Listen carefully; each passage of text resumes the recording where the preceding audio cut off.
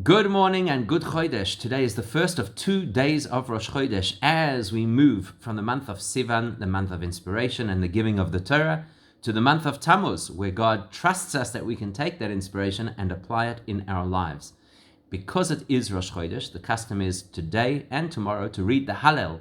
Hallel are paragraphs of Tehillim, verses of praise for Hashem that were composed by King David himself, which is interesting because King David did not have an easy life by any stretch, from birth, where his family rejected him, through having to fight for survival when King Saul wanted to knock him off, and of course the incredible family challenges that he had.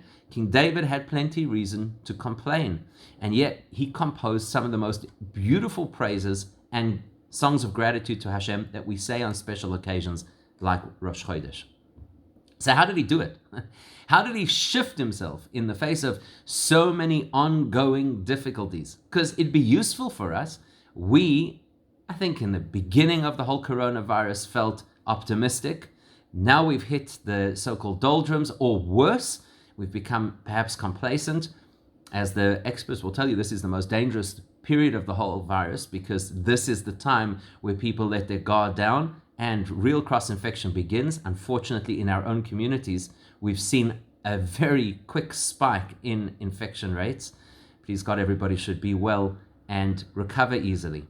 So when something is long-term and protracted, you kind of lose your mojo. You're not as optimistic as you were in the beginning. It's difficult to keep your chin up. You start to realize the knock-on effects and how long it's going to apparently take us to recover from the damage of this period.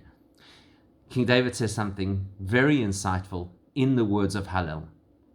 He'emanti ki adaber. He says, I believe, therefore I speak. In other words, he's saying, I believe in Hashem and therefore I speak his praises.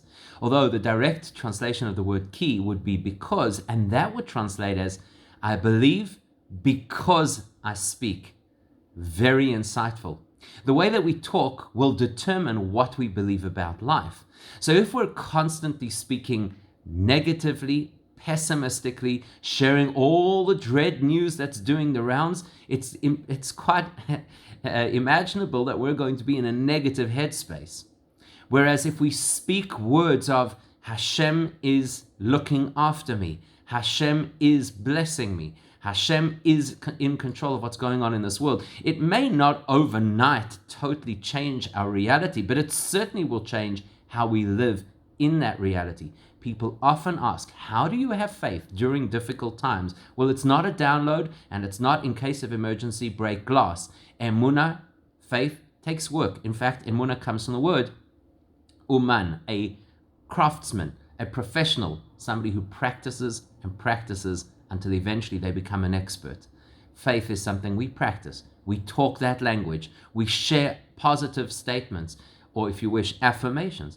We remind ourselves verbally that Hashem runs the world. And it really does help not only to settle our minds, but actually to transform the reality that we live in, that please God, it becomes a blessed reality. May this be a month of goodness, brocha, and health for all of us. And please God, we should see Hashem's revealed blessings every single day. Stay safe and stay sane.